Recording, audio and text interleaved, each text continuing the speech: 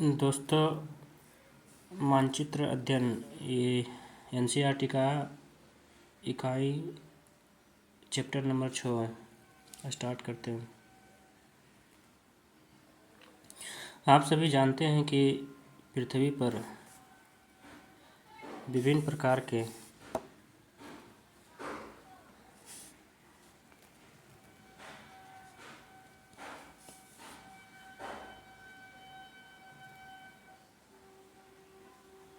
दोस्तों, आज मेरा फर्स्ट क्लास है, इसलिए पहली बार मुझे क्षमा करिएगा। ये जूम कैसे होगा?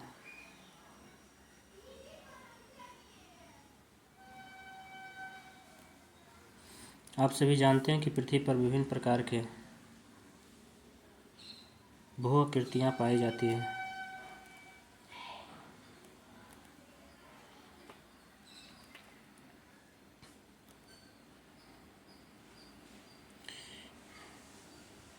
इसको जूम कैसे किया जाए? ये जूम भी नहीं होता।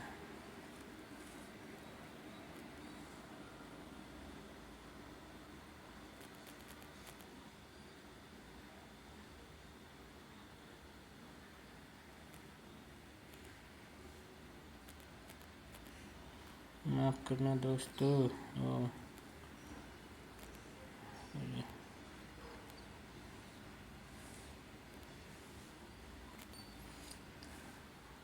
इनमें से कुछ भू-आकृतियाँ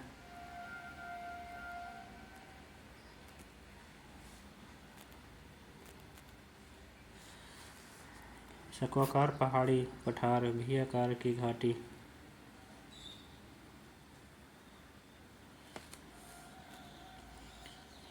जलप्रपात, झील इत्यादि प्रमुख हैं। इन आकृतियों का मानचित्र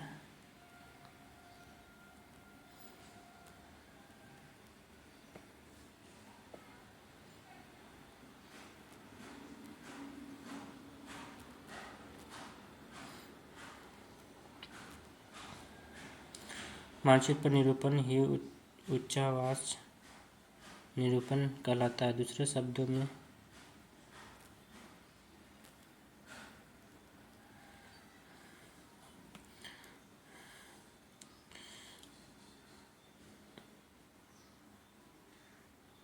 आज मैं पहली बार रिकॉर्डिंग कर रहा हूँ दोस्तों, थोड़ा सा मुझे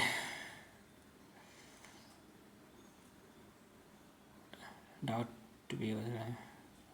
वी आकार की घाटी, जलप्रपात, झील इत्यादि प्रमुख है। इन आकृतियों का मानचित्र पर निरूपण ही उच्चावास निरूपण कहलाता है। दूसरे शब्दों में उच्चावाच निरूपण का तात्पर्य मानचित्र की वह विधि जिसके द्वारा धरातल पर पाई जाने वाली त्रिविमीय आकृति का समतल सतह पर प्रदर्शन किया जाता है। पृथ्वी पर पाई जाने वाली सभी भू-आकृतियों में लंबाई, चौड़ाई, ऊंचाई होती है।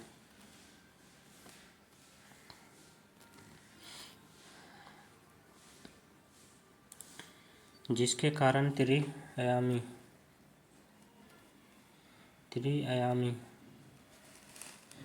भू-आकृतियाँ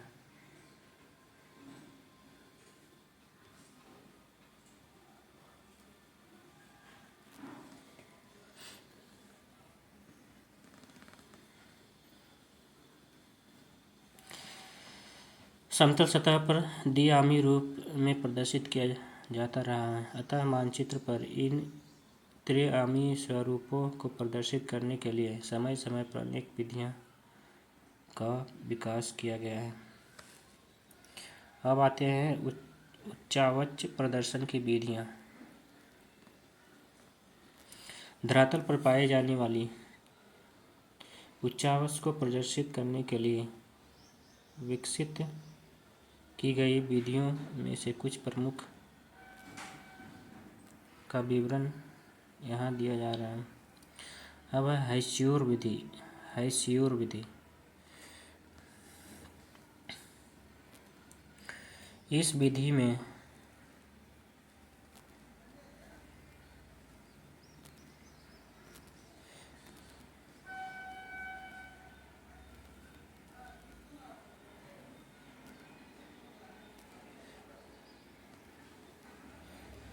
इस विधि का विकास ऑस्ट्रिया के एक सैन्य अधिकारी लेहमान ने किया था। इसने किया था लेहमान नामक वैज्ञानिक ने किया था।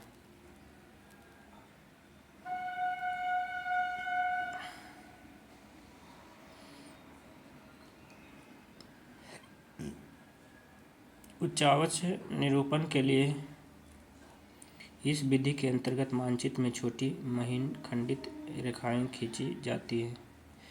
ये रेखाएं ढाल की दिशा अथवा जल बहने की दिशा में खींची जाती है। फलस्वरूप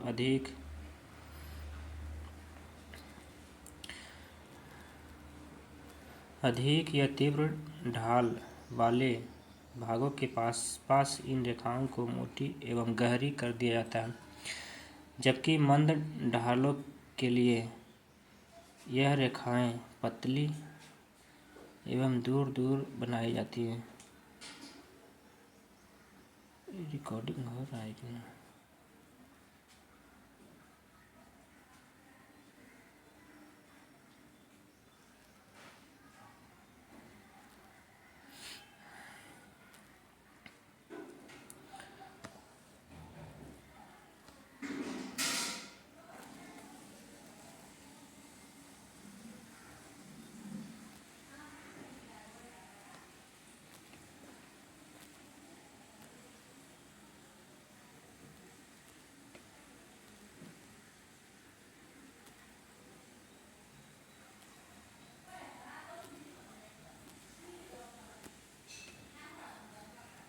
दोस्तों, ये मेरा पहली क्लास इसलिए माफ़ करना।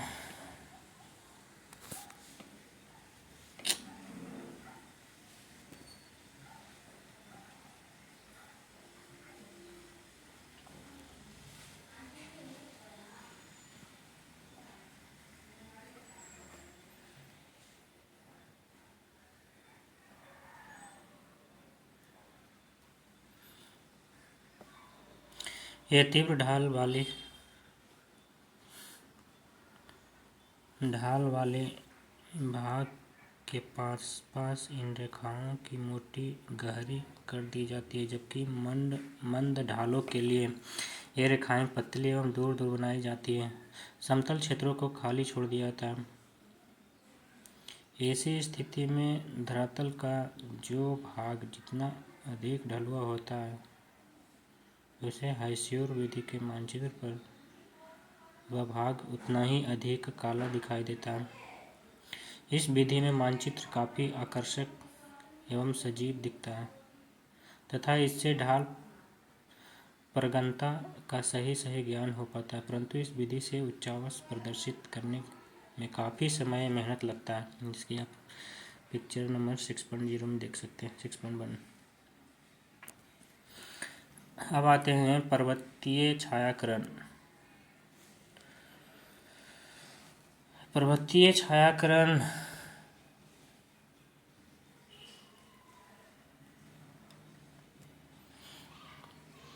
इस विधि के अंतर्गत उच्चावच प्रदर्शन के लिए भू आकृतियों पर उत्तर पश्चिम कोने पर ऊपर से प्रकाश पड़ने की कल्पना की जाती है। इसके कारण अंधेरों में पड़ने वाले हिस्से को या ढाल को गहरी आभा से भर देते हैं, जबकि प्रकाश वाले हिस्से या कम ढाल को हल्की आभा से भर देते हैं या फिर खाली छोड़ देते हैं। इस विधि से पर्वतीय देशों के उच्चावच को प्रभावशाली ढंग से दिखाना संभव होता है, परंतु इन मानचित्रों से भी ढाल की मात्रा का सही ज्ञान नहीं हो पाता है। अब आते हैं तल चिन्ह। तल चिन्ह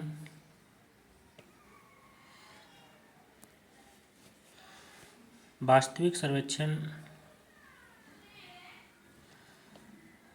के द्वारा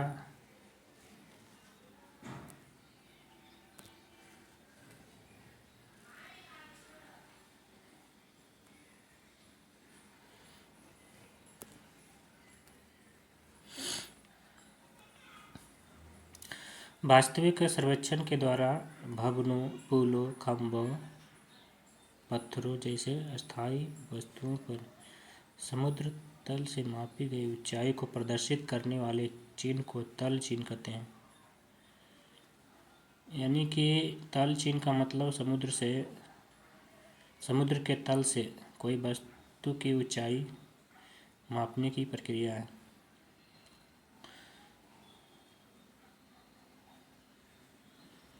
से बेंचमार्क भी कहा जाता है। मानचित्र पर ऐसे ऊंचाई को प्रदर्शित करने के लिए ऊंचाई फीट अथवा मीटर किसी एक इकाई में लिखा जाता है। ज्योग्राफी क्लास 9th का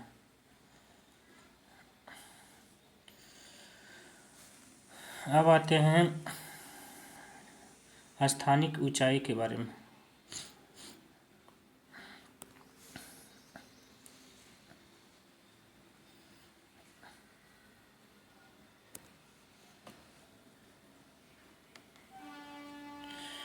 करतल चिन्ह की सहायता से किसी स्थान विशेष की मापी गई ऊंचाई को स्थानिक ऊंचाई, इसको इंग्लिश में स्पॉट हाइट कहा जाता है। इस विधि में बिंदुओं के द्वारा मानचित्र में विभिन्न स्थानों की ऊंचाई संख्या में लिख दिया जाता है।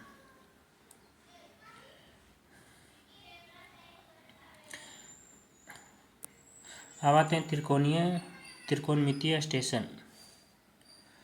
त्रिकोणमितीय स्टेशन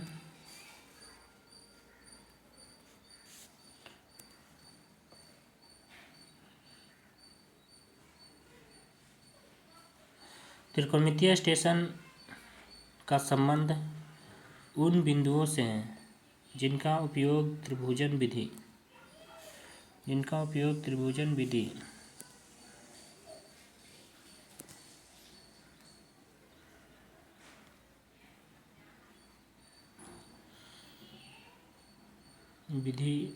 एक प्रकार का सर्वेक्षण करते समय स्टेशन के रूप में हुआ था।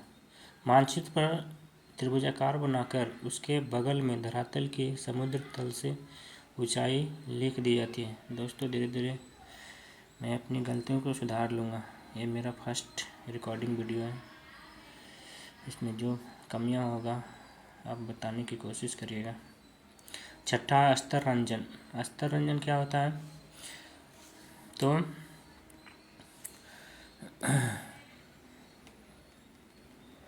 अस्तर रंजन रंगीन मानचित्रों में रंगों की विभिन्न आभाओं के उच्चावच प्रदर्शन का एक मानक निश्चित किया गया है। एटलस एवं दीवार मानचित्रों में इस विधि का उपयोग किया था। यानी अस्तर रंजन का उपयोग कहाँ पे किया था? अस्तर रंजन का दूसरा नाम रंग भी कह सकते हो, कलर। इसको कहाँ यूज किया था? तो एटलस एवं दीवार के मानचित्रों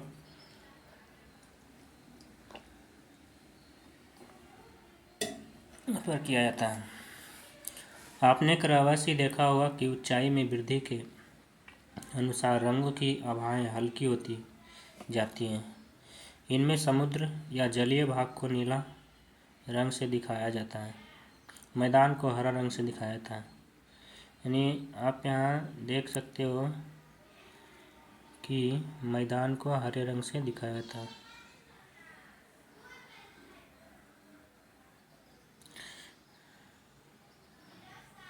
मैदान को हरे रंग से दिखाया जाता है।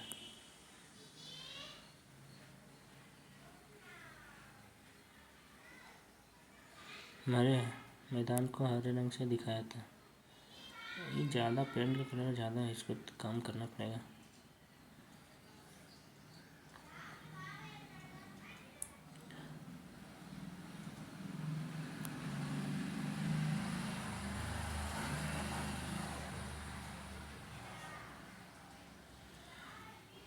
पर्वत को किस रंग से दिखाया जाता है? तो पर्वत को बेदामी रंग से दिखाया जाता है।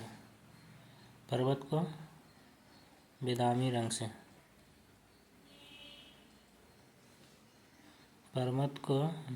रंग से दिखाया जाता है।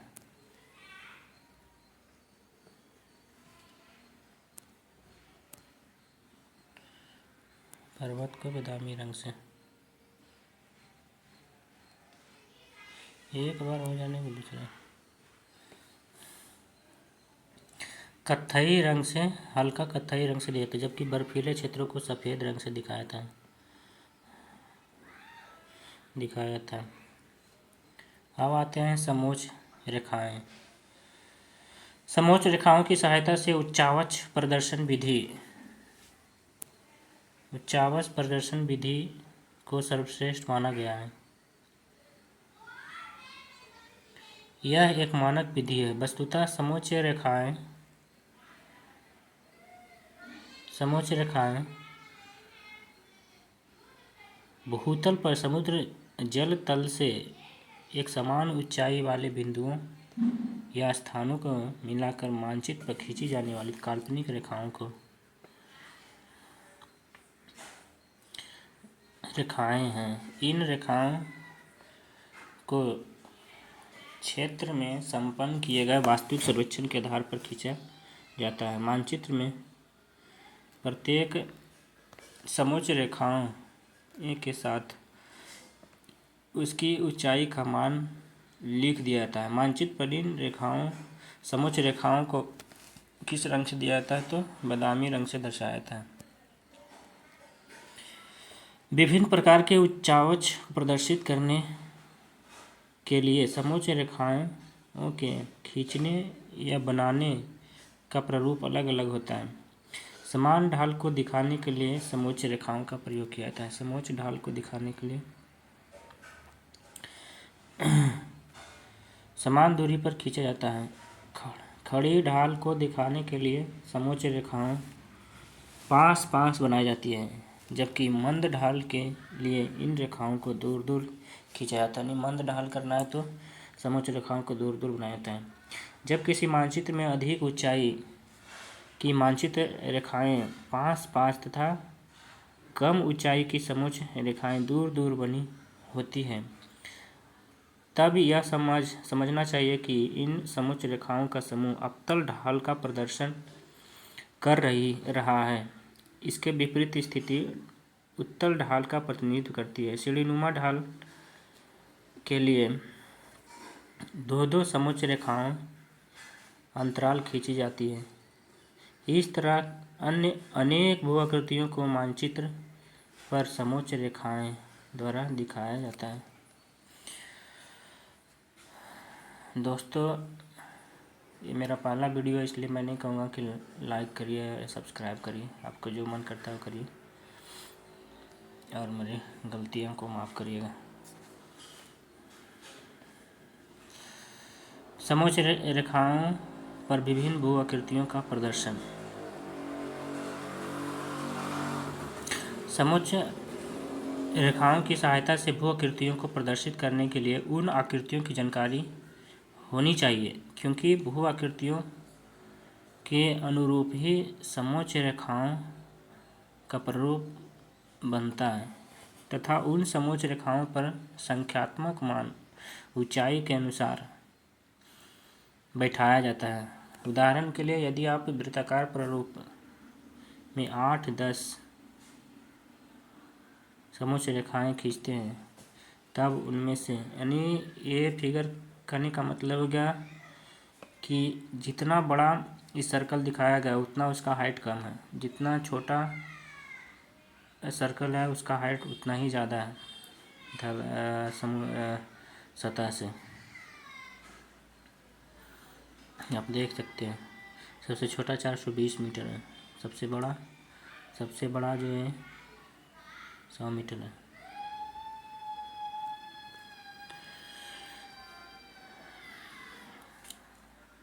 उदाहरण के लिए, यदि आप वृत्ताकार प्रारूप में 8-10 समोच्च रेखाएं खींचते हैं, तब इससे 2 भू आकृतियां दिखाई जा सकती है। पहला शंक्वाकार पहाड़ी एवं दूसरा मील। परंतु इन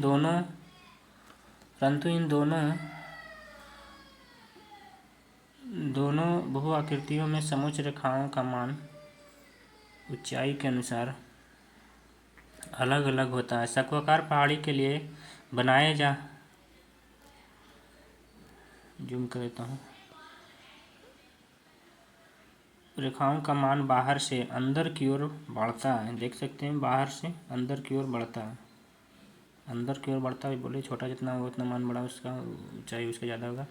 यानी अधिक ऊंचाई वाली समोच्च रेखा अंदर की ओर होती है। दूसरी ओर झील आकृति दिखाने के लिए समोच्च रेखाओं से बाहर की ओर अधिक मान वाली तथा अंदर की ओर कम मान वाली समोच्च रेखाएं होती हैं। कहने का तात्पर्य यह है कि समोच्च रेखाओं पर बहु आकृति प्रदर्शित करते समय उन रेखाओं के मान अच्छी तरह समझकर लिखने चाहिए।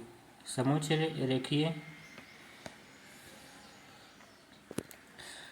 रेखीय मानचित्र पर अनुभाग रेखा खींचने के बाद पार्श्व चित्र बनाया जाता है। इस पार्श्व चित्र की सहायता से संबंधित भूआकृतियों को स्पष्ट समझा जा सकता है। अब आते हैं पर्वत। पर्वत करने का अर्थ है इस तरह से, पर्वत स्थल पर पाई जाने वाली वह आकृति है जिसका आधार काफ़ी चौड़ा एवं शिखर काफ़ी पतला अथवा नुकीला होता है। आसपास की स्थलकृति से यह पर्याप्त ऊंची उठी हुई होती है। इसका रूप शंक्वाकार एवं शंकुनुमा होता है। ज्वालामुखी से निर्मित पहाड़ी शंकु आकृति की होती है। शंक्वाकार पहाड़ी की समोच्च रेखाओं को लगभग वृत्ताकार रूप में बनाया जाता है। बाहर से अंदर की ओर, इसमें देख सकते हैं कि बाहर से अंदर की ओर वृत्त का आकार छोटा होता जाता है। बीच में सर्वाधिक ऊंचाई वाले वृत्त होता है, यानी इसमें उल्टा है, इसमें बीच वाला सबसे ऊंचा होता है।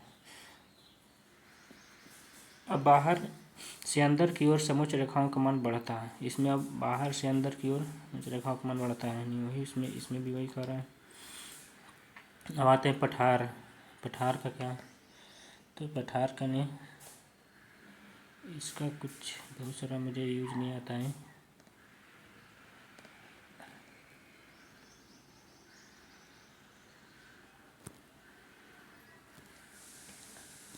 पठार में आते हैं तो पठार क्या कर रहा है, पठार धरातल पर पाई जाने वाली ऐसी आकृतियाँ जिसका आधार और शिखर दोनों चौड़ा, यानी पठार करने का मतलब हो गया कि इसका सेम ही होता है, जितना ऊपर चौड़ा है उतना ही नीचे भी है। पर्वत में अलग होता है, पर्वत में ज़्यादा नीचे चौड़ा ज़्यादा होता है, ऊपर इसकी चौड़ाई कमती जाती है। जिसका आधार और शिखर दोनों चौड़ा एवं विस्तृत होता है, परंतु इसका विस्तृत शिखर उबड़ खाबड़ होता है, यानी समतल नहीं होता है। परिणाम स्वरूप पठारी भाग को दिखाने के लिए समोच्च रेखाओं का लगभग लंबाकार आकृति में बनाते हैं। प्रत्येक समोच्च रेखा बंद आकृति में बनाया जाता है। इसका मध्यवर्ती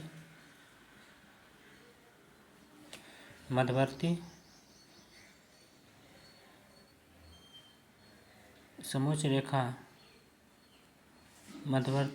रेखा पर्याप्त चौड़ा बनाया जाता है। अब आते हैं जलप्रपात।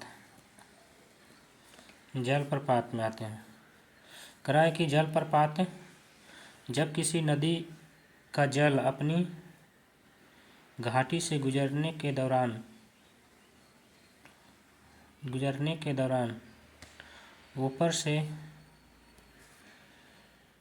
ऊपर से नीचे की ओर तीव्र ढाल पर आकस्मिक गिरती है, तब उसे जलप्रपात कहते हैं। जलप्रपात करने का मतलब हो गया ऊपर से नीचे तीव्र ढाल से गिरना।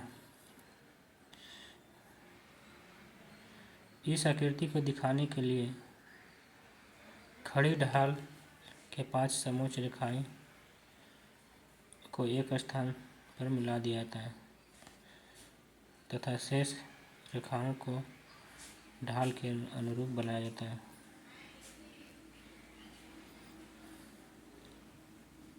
जैसे कि आप चित्र नंबर 6.7 में देख सकते हैं।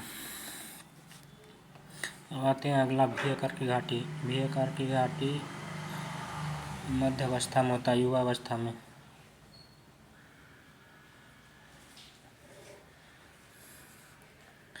भी आकार की घाटी करा। इस प्रकार की घाटी का निर्माण नदी द्वारा किया जाता है। नहीं पूछेगा कि भी आकार की घाटी का निर्माण किसके द्वारा किया जाता है, तो नदी के द्वारा। इसके द्वारा तो नदी द्वारा। खड़ी भी आकार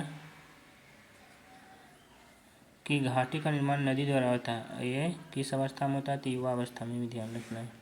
इस आकृति को प्रदर्शित करने के लिए समुच्च रेखाओं को अंग्रेजी किस अक्षर से पूछा कि जो है भी आकार की घाटी को अंग्रेजी का किस अक्षर से दर्शाया, तो ऑब्वियसली भी होगा, भी बोल रहा है। तो जिस तरह से आकृतियाँ बनाई जाती है जिसमें समुच्च रेखाओं का मान बाहर से अंदर की ओर क्रमशः घटता है, इसमें बाहर से अंदर की ओर घटता था और उसमें था कि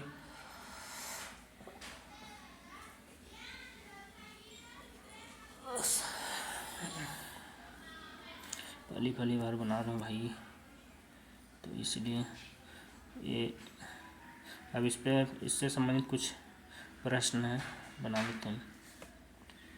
तो करा उच्चावच प्रदर्शन के लिए हैस्यूर विधि का विकास किसने किया था, तो बता सकते हो। ऑप्शन इसका बी हो जाएगा, लेहमान। अब करा पर्वतीय छायाकरण विधि में भू आकृतियों पर किस दिशा से पढ़ने की कल्पना है, तो अभी हम लोग पढ़े थे कि उत्तर पश्चिम हो जाएगा किस दिशा से, यानी पर्वतीय छायाकरण विधि में भू आकृतियों पर किस दिशा से प्रकाश पड़ने की कल्पना की जाती है, तो उत्तर पश्चिम। आगे करा कि छोटी महीन खंडित रेखाओं को ढाल की दिशा में खींचकर उच्चावच प्रदर्शन करने की विधि को क्या कहते हैं, तो महीन हो ये सब कहेगा तो क्या हो जाएगा, हैस्यूर विधि हो जाएगा। क्या हो जाएगा, हैस्यूर विधि। अगर गलती हो तो माफ़ करिएगा का क्वेश्चन। तल चिन्ह की सहायता से, यानी तल चिन्ह की सहायता से किसी स्थान विशेष की माप की गई ऊंचाई को क्या कहते हैं, तो समोच्च रेखा। क्या कहते हैं, समोच्च रेखा। तल चिन्ह की सहायता से किसी स्थान विशेष की माप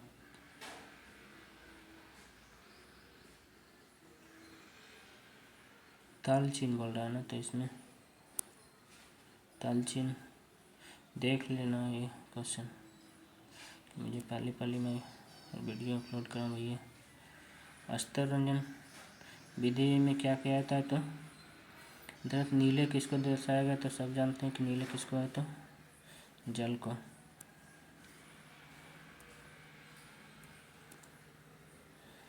अभी इससे रिलेटेड क्वेश्चन है। तब हम लोग वीडियो को समाप्त करते हैं।